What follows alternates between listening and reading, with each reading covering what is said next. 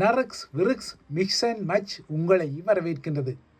ஸ்ரீலங்காவின் அனைத்துலக அடையாளங்களில் ஒன்றான அதன் துடுப்பாட்டத்துறை தற்போது பெரும் வீழ்ச்சியில் உள்ள பின்னணியில் அந்த துறையை மறுசீரமைக்க எடுக்கப்படும் அனுரதரப்பின் முயற்சிகள் சஜித் அணியின் அரசியல் அணியில் ஒரு பெருவெடிப்பை ஏற்படுத்துவதாக தெரிகின்றது.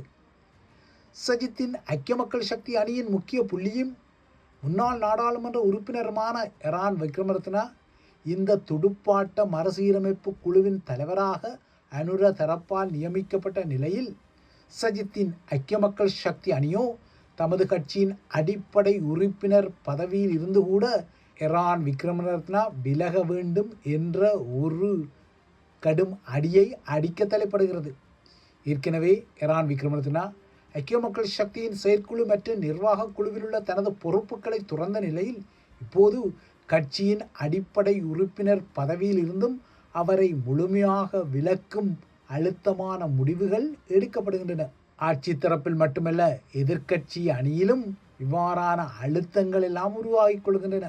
ஆட்சி தரப்பை பொறுத்தவரை ஸ்ரீலங்காவின் திரைசேரியில் இடம்பெற்ற இணைய ஊடுருவலில் $2.5 மில்லியன் அமெரிக்க டாலர் பறிபோன நிலையில் இந்த விடயத்தில் இன்று கோப் எனப்படும் நாட்டின் பொது நிதி குழுவின் முன்னால் தான் தோன்றப்போவதில்லை என கூறி ஸ்ரீலங்கா திரைசேரியின் செயலாளர் ஹர்ஷன சூரிய பெருமா ஓடியெழுத்ததாக கூறப்படும் நிலையில் அவ்வாறு அவர் கோப் குழுவுக்கு வாக்குமூலத்துக்காக அழைக்கப்பட்டாரா என்பதில் தனக்கு சரியான விவரங்கள் இல்லை என கோப்பின் தலைவர் ஹர்ஷ டி சில்வா இன்று பகல் புதிய குண்டு ஒன்றை போட்டுள்ளார். திரைசேரியின் செயலாளர் ஹர்ஷன சூரிய பெருமாவே தான் இன்று குழுவின் முன்னால் தோன்ற மாட்டேன் என நேற்று தெரிவித்திருந்த நிலையில் ஹர்ஷ டி சில்வாவின் இந்த புதிய குண்டு வந்தது.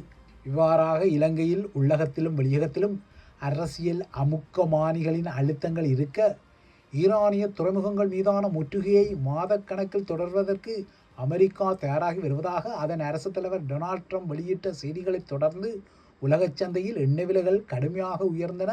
இது இலங்கை தீவுக்கும் ஒரு புதிய பாதகமான செய்தி. தற்போது உலக சந்தையில் ஒரு பீப்பாய் மசகு எண்ணெயின் விலை $125 என்ற அளவுக்கு உள்ளது. 2022ஆம் ஆண்டுக்கு பின்னர் மிக உயர்ந்த விலையாக இது உள்ள நிலையில் அமெரிக்காவில் கூட இந்த தாக்கங்கள் காரணமாக ஒரு கலன் பெட்ரோலின் விலை இப்போது $4.23 ஏறியுள்ளது. இது அமெரிக்காவிலும் 2022ஆம் ஆண்டுக்கு பின்னர் பதிவான பெட்ரோலின் மிக உயர்ந்த விலையாகும். மத்திய கிழக்கு நிலவரங்கள் உலக சந்தையை தீவிரமாக அடிக்க அந்த பிராந்தியத்தில் தனக்கென ஒரு புதிய சாதனை பதிவை உருவாக்கிய பின்னர் அமெரிக்க விமானந்தாங்கி கப்பலான ஜெரால்ட் ஃபோர்ட் அங்கிருந்து வெளியேறிக்கொள்கிறது. உலகின் மிகப்பெரிய விமானந்தாங்கி கப்பல், உலகின் மிகப்பெரிய போர்க்கப்பல் என்ற பதிவை பெற்ற இந்த கலம் 300 நாட்களுக்கு மேலாக அமெரிக்க துறைமுகத்துக்கு திரும்பாமலேயே வெளியே நின்ற ஒரு சாதனை பதிவை உருவாக்கியுள்ளது. இவ்வாறாக அது பணியில் இருந்த காலகட்டத்தில் தான் வெனிசூலா அரசு தலைவர் நிக்கோலஸ் மதுரோவை தூக்கிய அதிரடி நடவடிக்கை முதல் ஈரான் போர் வரை அது பங்கெடுத்து கொண்டது. இந்த கப்பல் மே மாத நடுப்பகுதியில் வெர்ஜீனியாவில் உள்ள தனது சொந்த துறைமுகத்துக்கு திரும்பும் என இன்று அறிவிக்கப்பட்டது. இவ்வாறான பயணங்கள் உட்பட ஈரான் மீதான அமெரிக்க போரால் அமெரிக்காவுக்கு ஏற்கனவே $25 பில்லியன் செலவாகியுள்ளதாக பென்டகன் தெரிவித்துள்ளது. ஈரான் போர் தொடர்பாக நேற்று முதன்முறையாக அமெரிக்க காங்கிரஸ் முன்னால் தோன்றிய அமெரிக்க பாதுகாப்பு அமைச்சர் பீட் ஹெக்ஸெகத்திடம் ஈரானிய போர் செலவினம் குறித்து காங்கிரஸ் கராரான கேள்விகளை எழுப்பிய போது இந்த $25 பில்லியன் என்ற பதிவு பென்டகன் தலைவரிடமிருந்து வந்தது. ஈரான் ஒருபோதும் அணு ஆயுதங்களை பெறாமல் இருப்பதை உறுதி செய்ய அமெரிக்கா இவ்வாறான பெரிய விலையை கொடுக்கத்தான் வேண்டும் எனவும் பென்டகனின் தலை குறிப்பிட்டதுடன் ஈரான் போருக்கு எதிரான காங்கிரசின் எதிர்ப்பையும் கடுமையாக சாடியதுடன் காங்கிரஸில் இருந்து கொண்டு ஈரான் போருக்கு எதிர்ப்பு தெரிவிப்பவர்கள் அமெரிக்காவின் மிகப்பெரிய எதிரி என்றும் வர்ணித்துக் கொண்டார். ஆனால் டொனால்ட் ட்ரம்ப் இவ்வாறு மாதக்கணக்கான முற்றுகைக்கு தயாராக இருந்தாலும் தனது நாட்டின் துறைமுகங்கள் மீதான அமெரிக்காவின் முற்றுகை இறுதியில் தோல்வியை தழுவது உறுதி என்றும் இந்த முற்றுகை வளைகுடா பகுதியில் உறுதியை மேலும் மோசமாக்கும் எனவும் ஈரானின் அரசு தலைவர் இன்று தனது தரப்பில் ஒரு பதிலடியை வழங்கியுள்ளார். ஆனால் அமெரிக்க வெளியுறவுத்துறையின் கேபிள் கசிவுகளோ வேறு விதமான செய்திகளை கூறுகின்றன.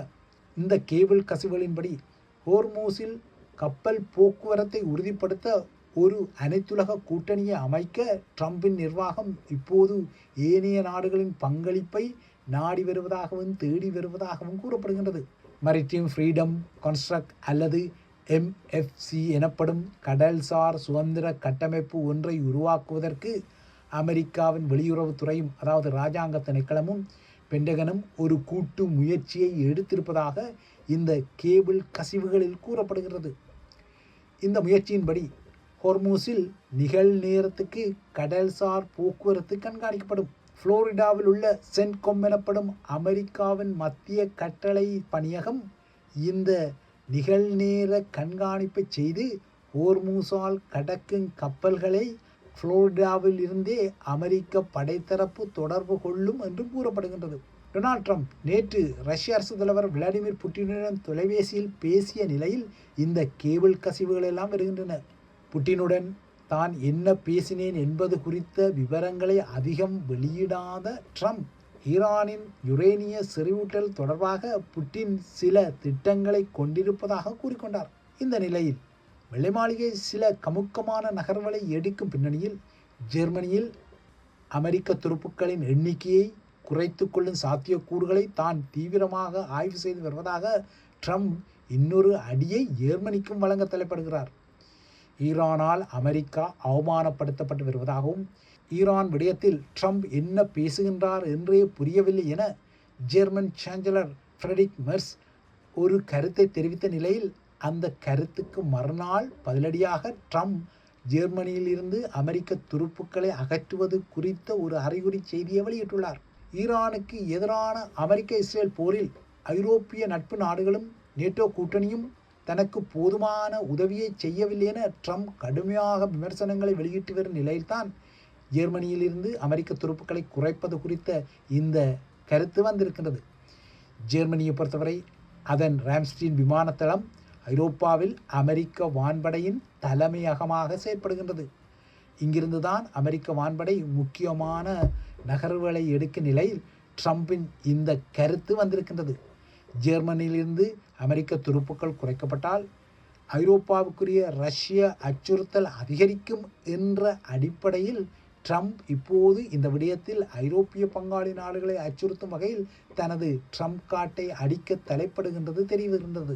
ட்ரம்பை பொறுத்தவரை அவர் தனக்கு எதிராக கருத்து கூறுவோர்களை எல்லாம் தாக்குதலுக்குள்ளாக்கி வருகின்றார். அந்த வகையில் FBI எனப்படும் சமஷ்டி புலனாய்வு முகமையின் முன்னாள் இயக்குநரான ஜேம்ஸ் கோமிக்கு 2வது முறையும் ட்ரம்ப் நிர்வாகம் குறிவைத்துள்ளது. இதனால் ஜேம்ஸ் கோமி வேறு வழியின்றி நேற்று நீதிமன்றத்தில் சரணடைந்து கொண்டார். அமெரிக்காவின் நார்த் கரோலினா கடற்கரையில் சிப்பிகளை புகைப்படம் எடுத்ததன் மூலம் அரசு தலைவர் டொனால்ட் ட்ரம்புக்கு கோமி அச்சுறுத்தல் விடுத்ததாக அவர் மீது குற்றம் சாட்டப்படுகின்றது. ஆனால் கோமியின் சட்டவாளர்களோ அமெரிக்க நீதித்துறை ஒருதலை பட்சமாகவும் பழிவாங்கும் நோக்கத்துடனும் ட்ரம்புக்காக இந்த வழக்கை தொடுத்திருப்பதாக குற்றம் சாட்டியுள்ளது. கடந்த வருடம் மே மாதத்தில் கோமி சமூக ஊடகங்களில் பதிவிட்ட ஒரு நிழல் படத்தை மையமாக கொண்டு இந்த வழக்கு உள்ளது. கடற்கரையில் 8647 என்ற எண்களின் உருவத்தில் அடுக்கப்பட்டிருந்த சிப்பிகளின் புகைப்படத்தை பதிவிட்ட கோமி அந்த பதிவின் தலைப்பில் இது ஒரு அருமையான சிப்பி அமைப்பு என்றும் எழுதியிருந்தார். ஆனால் 8647 என்ற சிப்பிகளின் இந்த புகைப்படம் ட்ரம்பை எப்படி அச்சுறுத்தலுக்கு உள்ளாக்கும் என நீங்கள் நினைக்கக்கூடும். அதில் ஆதாரம் இருக்கக்கூடும். ட்ரம்பை பொறுத்தவரை அல்லது ட்ரம்பின் தரப்பை பொறுத்தவரை இந்த நிழற்படம் தனக்கு எதிரான ஒரு மரண அச்சுறுத்தல் என சொல்லிக் கொள்கின்றது. பேச்சு வழக்கில் 86 என்ற எண் ஒரு பொருளை அகற்றுவதை அல்லது தூக்கி எறிவதை குறிக்க பயன்படுத்தப்படும். அதாவது 86 என்ற பொருளுக்கு இவ்வாறு விளக்கம் உண்டு. ட்ரம்பை பொறுத்தவரை அவர் அமெரிக்காவின் 47வது அரசு தலைவராக இருப்பதால் கோமி இந்த சிப்பிகளின் புகைப்படத்தின் மூலம் சொல்ல முனைந்த 8647 என்ற செய்தி ட்ரம்ப் அகற்றப்பட வேண்டும் என்பதான அர்த்தத்தில் இருப்பதால் இது ட்ரம்புக்கு எதிராக கோமி விடுக்கும் ஒரு மரண அச்சுறுத்தல் என்ற அடிப்படையில் அல்லது குற்றஞ்சாட்டில் அவர் மீது இப்போது குற்றப்பத்திரிகை தாக்கல் செய்யப்பட்டுள்ளது. ஆனால் 8647 என்ற இந்த செய்தி தண்டனைக்குரிய ஒரு அச்சுறுத்தல் அல்ல என கோமி தரப்பு வாதாடுகின்றது. ட்ரம்பின் நீதித்துறை கோமி மீது குற்றச்சாட்டுகளை கொண்டு வருவது இது 2வது முறையாகும். கடந்த ஆண்டு செப்டம்பர் மாதம் ஊடகங்களுக்கு கசிந்த தகவல்கள் குறித்து கோமி காங்கிரசிடம் பொய் சொன்னதாக அவர் மீது குற்றச்சாட்டுகள் சுமத்தப்பட்டது. ஆனால் பின்னர் ட்ரம்ப் தரப்பின் இந்த குற்றச்சாட்டுகள் தள்ளுபடி செய்யப்பட்டது. ஆக மொத்தம் 86-47 என கோமி சிப்பிகளை அடுக்கி சொல்லிய ஒரு செய்தி ட்ரம்புக்கு மரண அச்சுறுத்தல் என்ற அளவில் கடந்த வருடம் சொல்லிக்கொண்ட நிலையில் அண்மையில் அவர் மீது நேரடியாகவே ஒரு துப்பாக்கிதாரி தாக்குதலை நடத்த முயன்ற அளவுக்கு இந்த மரண அச்சுறுத்தல்கள் நீட்சி அடையத்தான் செய்கின்றன.